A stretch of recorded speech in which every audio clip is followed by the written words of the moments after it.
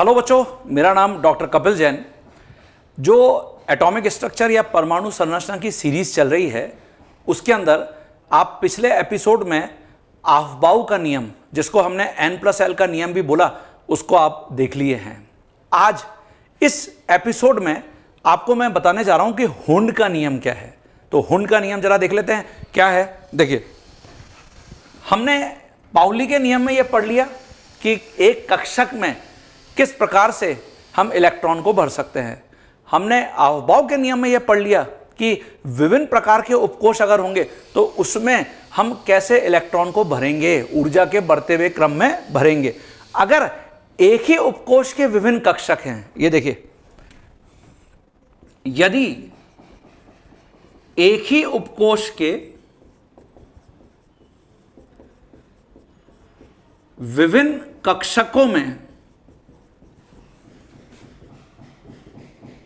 इलेक्ट्रॉनों को भरना है,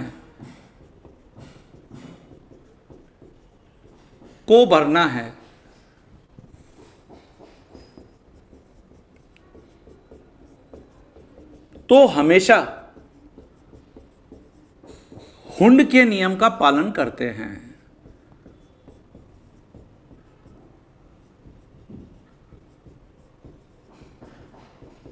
किसके नियम का पालन करते हैं? हुंड भी साइंटिस्ट का नाम है, के नियम का पालन करते हैं। अब जैसे कोई भी एक उपकोष उठाइए, जैसे मान लेते हैं कि हम P उपकोष उठाते हैं, माना P उपकोष। अब ये P कोई भी P हो सकता है, जैसे 2P हो सकता है, 3P हो सकता है, 4P हो सकता है, 1P नहीं होता। ये ऑलरेडी आपको मैं बता चुका हूं।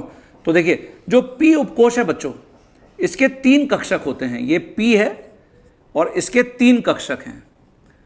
तो ये हमेशा ही 3 कक्षक हमेशा ही डीजनरेट होंगे। डीजनरेसी, इसका मतलब आपको मैं पहले ही अफबाउ के नियम में भी बता चुका हूं। डीजनरेट मतलब समान ऊर्जा वाले होंगे।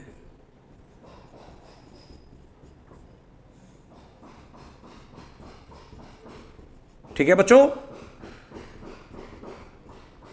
तो ये आपको क्लियर हो जाना चाहिए।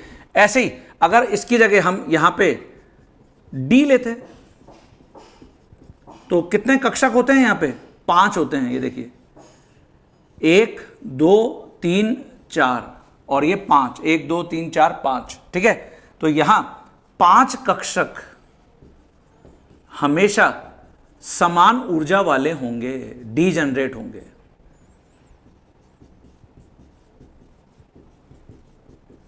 एस मैंने इसलिए नहीं लिखा क्योंकि एस में तो एक ही कक्षक होता है ना। एस उपकोष भी है और कक्षक भी है ना।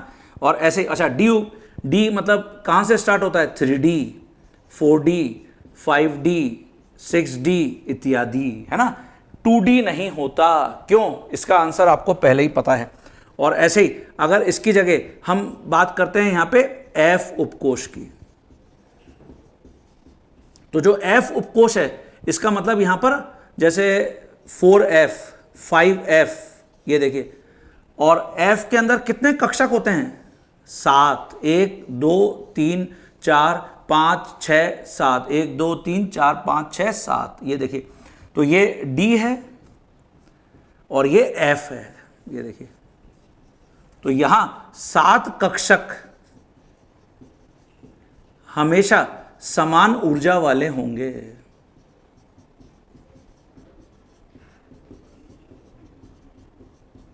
ठीक है बच्चों, क्लियर है सभी को?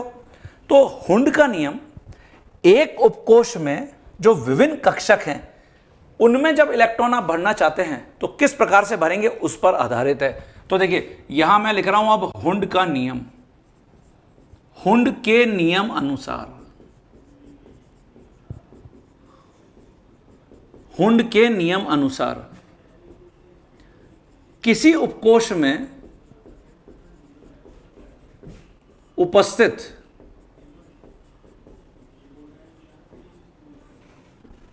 समान ऊर्जा वाले कक्षकों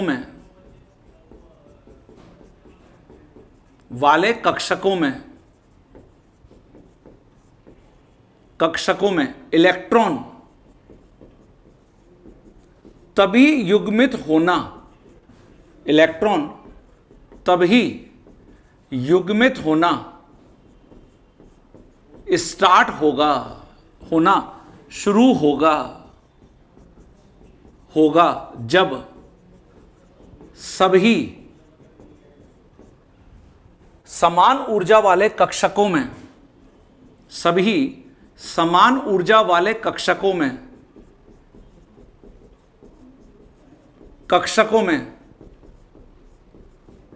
कम से कम एक एक इलेक्ट्रॉन नहीं भर जाता।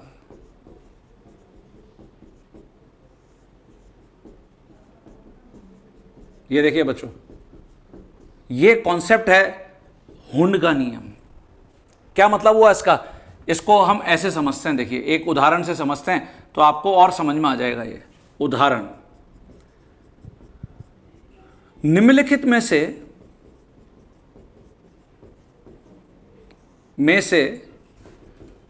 कौन सा अभिविन्यास, इलेक्ट्रॉनीय अभिविन्यास नाइट्रोजन परमाणु के लिए सही है? कौन सा इलेक्ट्रॉनीय अभिविन्यास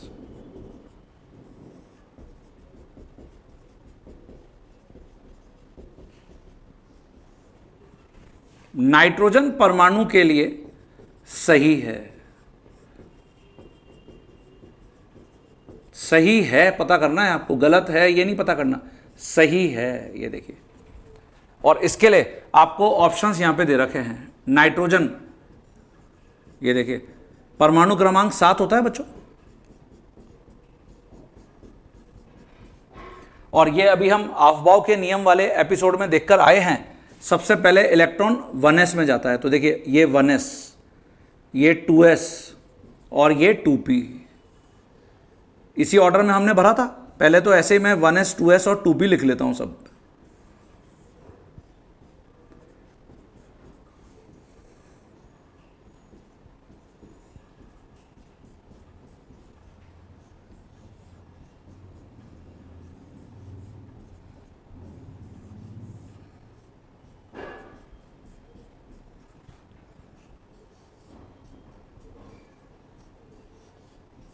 ये देखिए,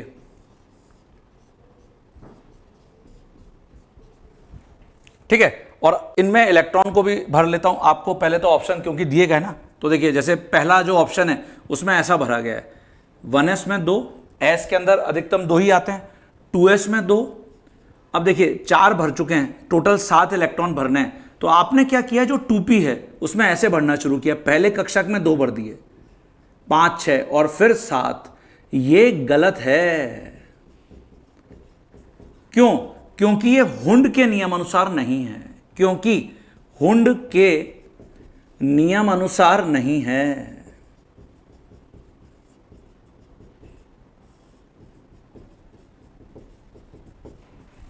तो ये गलत इलेक्ट्रॉनीय अभिविन्यास है। ऐसे ही आपने दूसरा किया, देखिए 1 2 3 4, आपने क्या किया, 2p में पहले कक्षक में 1 भर दिया और फिर दूसरे में 2 भर दिए, तो ये फिर गलत हो गया, क्योंकि ये हुंड के नियम अनुसार नहीं है।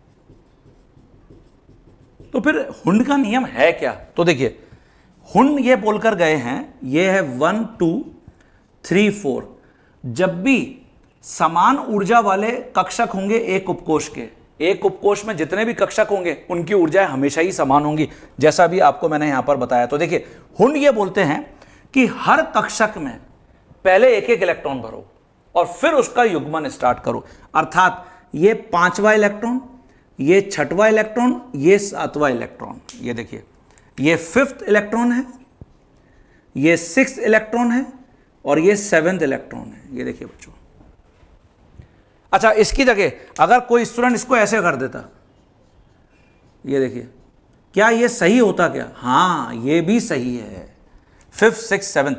आप बोल सकते हैं कि सर कोई स्टूडेंट इसको ऐसे कर देता कि ये 3 कक्षक हैं, एक में ऐसे, एक में ऐसे, एक में ऐसे, ये गलत है।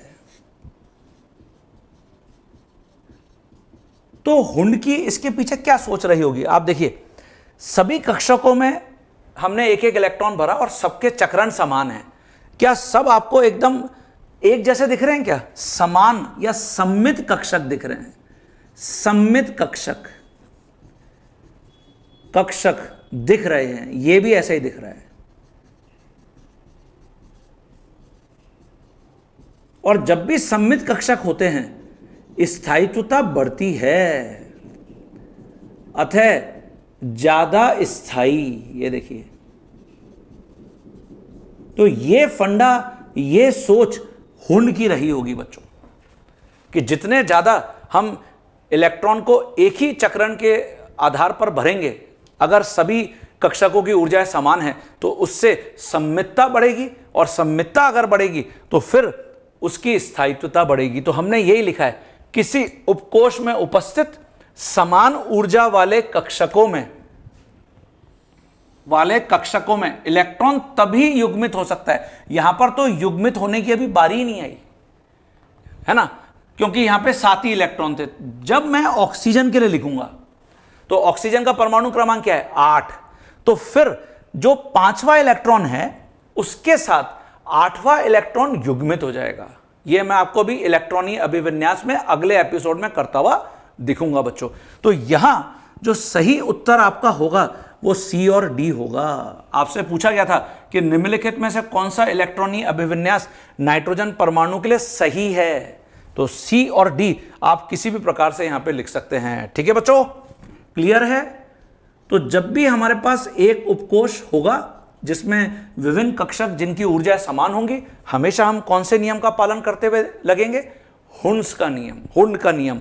और हुंड के नियम अनुसार हमको पी, डी और एफ में जब तक सभी के अंदर एक एक इलेक्ट्रॉन नहीं भर देते तब तक हम उनका युग्मन, पेयरिंग नहीं कर सकते।